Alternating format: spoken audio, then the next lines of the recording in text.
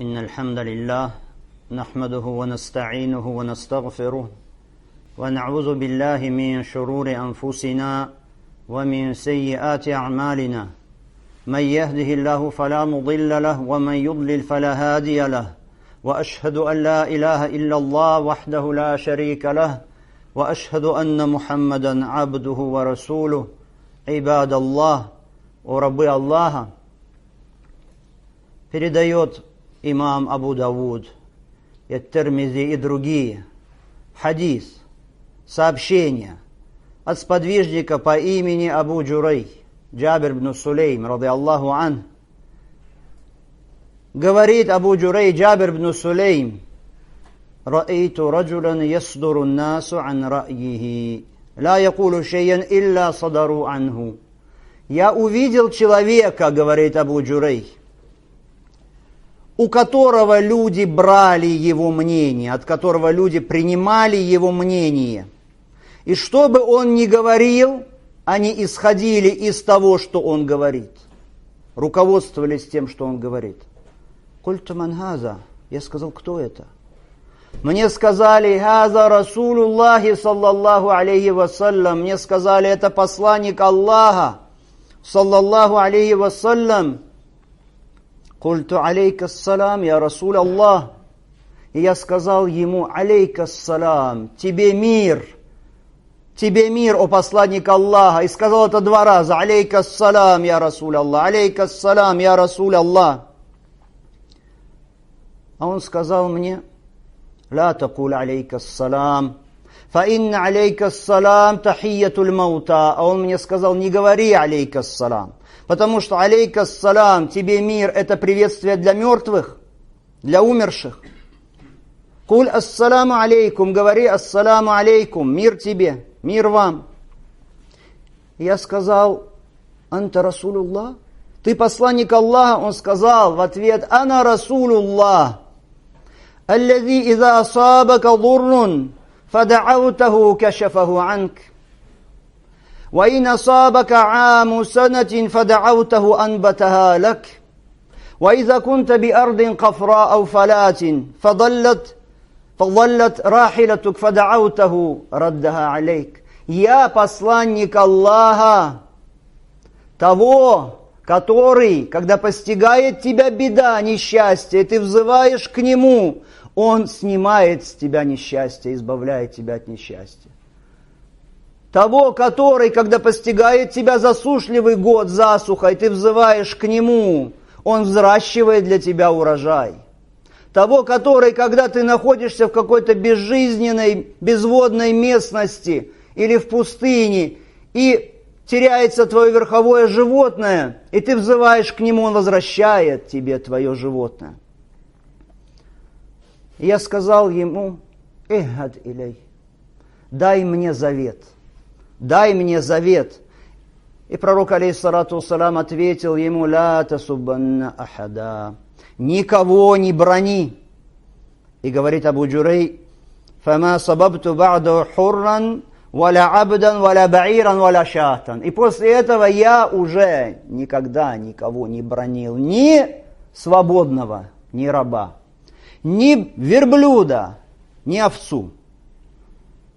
И далее сказал ему пророк, алейхиссалату вассалам: «Валя тахкиранна миналь ма'руфи шей'a». Ничем не пренебрегай из благих деяний. «Ван тукаллима ахака ва анта мунбаситун илейхи ваджака, инна залика миналь ма'руф». И разговаривая с твоим братом, имей радушное выражение лица, потому что это тоже из благодеяний. «Варфа изарака иля нисфи сак».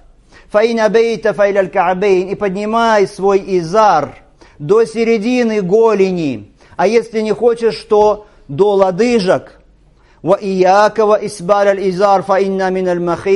И смотри, не опускай низко свой изар, потому что это из высокомерия. Поистине Аллах, Он не любит высокомерие. فلا تعيره بما تعلم فيه فإنما وبال ذلك عليه. И если какой-то человек начинает тебя бранить, оскорблять, порочить тебя за то, что знает о тебе, ты не порочь его, за то, что ты знаешь о нем. И тогда весь вред этого ляжет только на него самого. Вот это вот великий хадис у рабы Аллаха, в котором великие заветы нашего пророка, саллаллаху алейхи вассалям, огромная воспитательная польза. И великие нравственные нормы, и великие правила благопристойности, с которым пришла к нам эта религия. Религия ислам, прекрасная религия, религия красоты, религия совершенства, религия великая, которая защищает человека, защищает мусульманина внешне и изнутри, которая охраняет наше поклонение Аллаху и охраняет наши взаимоотношения с рабами Аллаха, потому что это религия Аллаха. Аллах Всевышний, Создатель небес и земли, Он не спаслал нам эту полную, совершенную религию, и Он сказал: «Аль-яума акмальту лакум динакум, атмамту алейкум ни'мати, ва радиту лакум аль-ислама дина». Сегодня я довел до завершенности вам вашу религию, и довел до полноты для вас милость мою вам, и удовольствовался для вас исламом как религией. Эта благословенная религия принесла нам самые совершенные нормы благопристойности, нравственности и поведения. С самыми красивыми формами поведения она пришла к нам, которых следует придерживаться мусульманину. Мусульманину, человеку, которого Аллах одарил счастьем быть представителем вот этой вот религии. Аллах одарил нас этим счастьем. Так, Абу Джурей, Джабир ибн Сулейм. Давайте разберем этот хадис, давайте вспомним, что содержит в себе этот хадис. Он говорит: я пришел, я увидел человека, от которого люди принимают его мнение, что бы он ни сказал, что бы он ни сказал. Люди обязательно принимали это и начинали исходить из этого, и руководствоваться этим. И я спросил, кто это, и мне сказали: это посланник Аллаха. О рабы Аллаха, в этих предложениях для нас великая польза. Посмотрите, как нужно отвечать Аллаху и его посланнику. Сахаба, сподвижники, как они подчинялись слову пророка, алейхиссалату вассалам, как они следовали за ним прекрасно и неукоснительно. Поэтому они лучшие в этой умме, потому что, что бы ни сказал им пророк, алейхиссалату вассалам, они принимали это безоговорочно. Без колебаний, без сомнений. Не как сегодня некоторые люди, когда говоришь им: приказал пророк, алейхиссалату вассалам, он тебе говорит: ваджиб или мустахаб? Обязательно или желательно это? Когда говоришь: запретил пророк, алейхиссалату вассалам, он тебе говорит: макрух или харам? Нежелательно или харам это?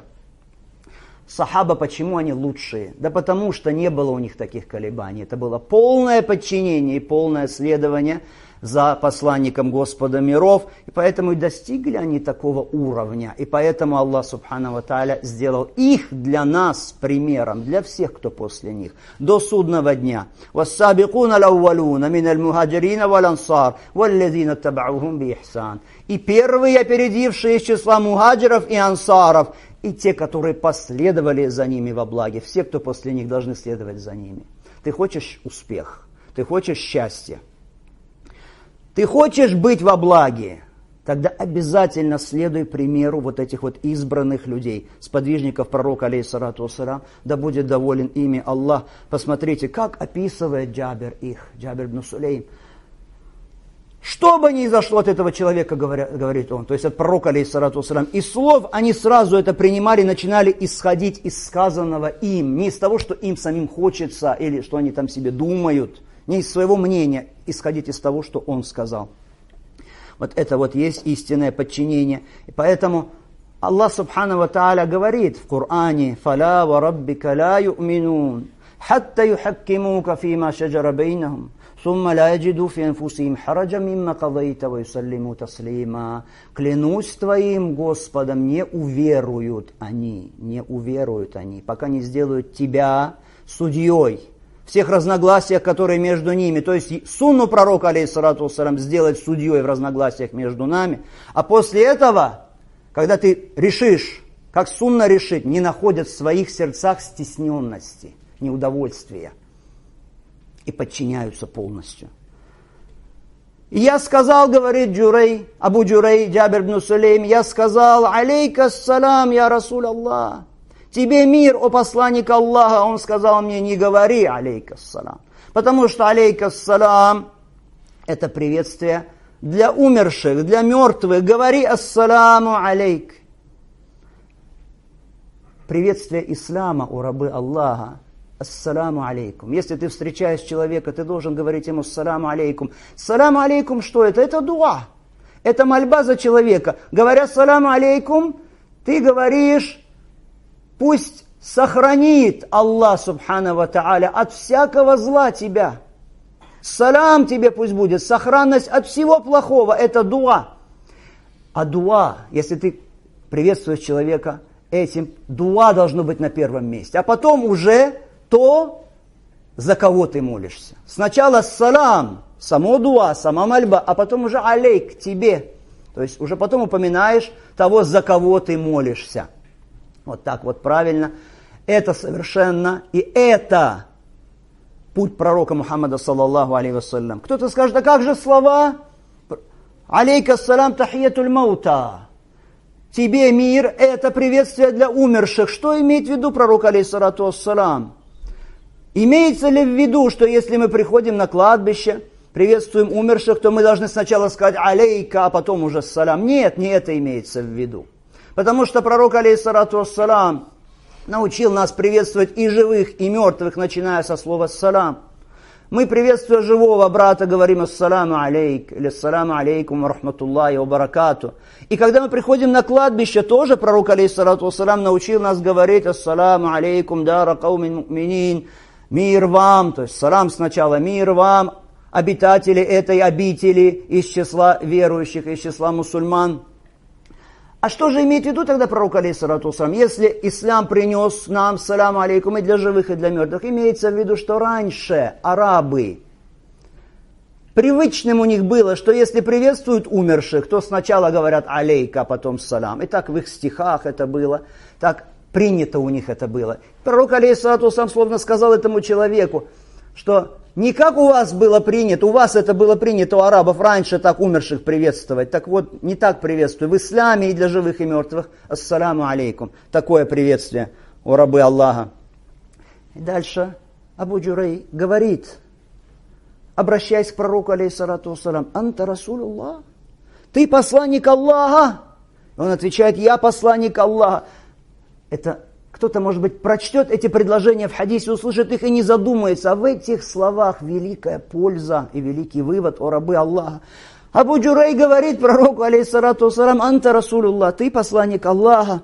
На что это указывает? А это указывает на великую скромность посланника Аллаха, самого лучшего из людей. Что нельзя было его вот так вот отличить среди людей. То есть он не выделялся от остальных какой-то особой одеждой. Или какой-то особой позой, как он сидел, или каким-то местом специальным, особым, что можно было сразу понять. Нет, он не выделялся ничем. Это великая скромность посланника Аллаха, саллаллаху алейхи вассалям, в отличие от великих мира сего, великие мира сего и правители, высокопоставленные люди. Ведь ты, если заходишь в собрание, ты же сразу видишь, кто из них здесь, он, этот главный из великих мира сего, как он сидит, где он сидит, в какой он одежде, что вокруг него суетятся люди, суетится свита, суетится прислуга.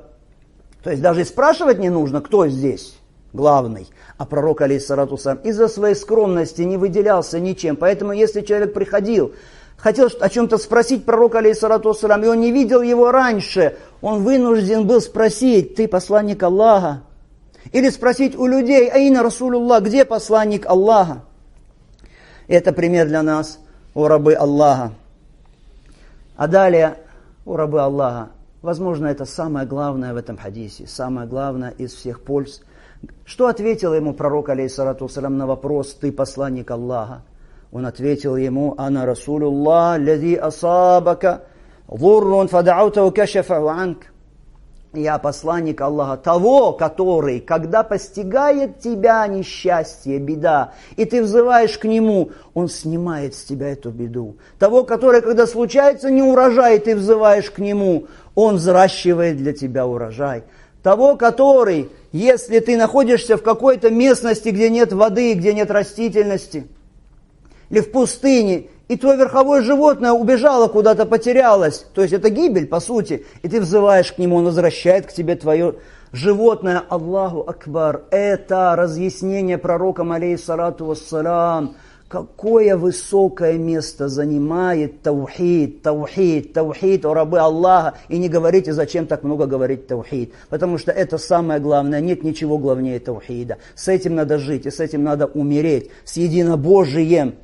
Нет ничего выше, ничего главнее таухида. Все наше поклонение должно быть посвящено Аллаху Субхану ва Тааля. Все наши молитвы только Аллаху Субхану ва Тааля. Наши мольбы только к Нему. Мы взываем к Нему одному. Посмотрите, это говорит пророк. Кто-то есть лучше, чем пророк Мухаммад, саллаллаху алейхи вассалям. Ведь это самый лучший из всех людей, из всего человечества. Он говорит, я посланник Аллаха, который дает все это, то есть я сам ничем этим не владею, я не могу освободить вас от беды, если она обрушилась на вас. Я не могу вас наделить детьми, если вы бесплодны. Я не могу исцеление вам даровать, если вы заболели. Я не могу с вас печаль снять, если вы печальны. Ни от чего избавить вас не могу. Ничем я не владею. Все это только в руках Аллаха Субхану ва Тааля. Поэтому какая великая глупость, какое великое преступление совершают люди, которые призывают обращаться к пророкам или святым и просить у них исцеления, просить у них потомства и просить у них избавления от несчастья. Сам посланник Аллаха ничем этим не владел. Аллах приказал ему сказать людям: «Куль иннама ана башарум мислукум». Скажи им, я не иначе, как человек, подобный вам. Юха илейя аннама илахукум илахум вахид. Мне внушается лишь откровение от Аллаха, в котором сказано, что Бог ваш, Бог единственный, которому вы должны поклоняться. Посмотрите, некоторые люди сегодня, которые заявляют, что они якобы любят пророка, алейхиссалату вассалям. Что они делают? Они начинают описывать пророка, алейхиссалату вассалям, разными эпитетами. И говорят ему: «О тот, который рассеивает печали, о тот, который снимает беды, о тот, который спасает тех, кто нуждается в спасении». Аллаху Акбар! Какое вы имеете право так описывать такими эпитетами посланника Аллаха? Он ничем этим не владеет. Этим эпитетами можно описывать только Всевышнего, Создателя. И поэтому и говорит пророк, алейхиссалату вассалям: «Ана расулуллахи лази иза асабака дуррун фадa'автаху кашафаху анк». Я посланник Аллаха, того, который, когда постигнет тебя печаль, и ты взываешь к нему, он снимает с тебя эту беду. Это все принадлежит Аллаху. Таков Аллах, посланником которого был Мухаммад, саллаллаху алейхи вассалям. Мы просим Аллаха Субхану ва Тааля, Всевышнего Создателя нашего, чтобы Он нас с вами сделал настоящими единобожниками. Чтобы мы жили со словом «Ля иляха илlallah», и чтобы мы умерли со словами «Ля иляха илlallah», будучи истинными приверженцами таухида, чтобы мы были Его искренними рабами, которые посвящают все свое поклонение изнутри и снаружи только Аллаху Субхану ва Тааля, и свою мольбу Аллаху, свои намазы Аллаху, свое жертвоприношение Аллаху, свое упование на Аллаха, свою надежду на Аллаха, свой благоговейный страх, которым боятся Бога, посвящаем Аллаху. И свою обожествляющую любовь, которая любит Бога, мы посвящаем только Создателю небес и земли. И все другие наши внешние и внутренние деяния. И мы просим Аллаха Субхану ва Тааля, чтобы Он сделал все наши деяния посвященными только Его лику и не посвященными никому больше. Как просил об этом Умар ибн Хаттаб, ради Аллаху Тааля ан. Он говорил: «Аллахумма джа'аль амали куллаха ли ваджикаль карим, ва ла тадж'аль ли ахадин фиха шей'ан». О Аллах, сделай все мои деяния посвященные только Твоему благородному лику, и не делай в моих деяниях ничего для кого-то, кроме Тебя. Акулю хазаль кауль ва астагфируллаха ли ва лакум.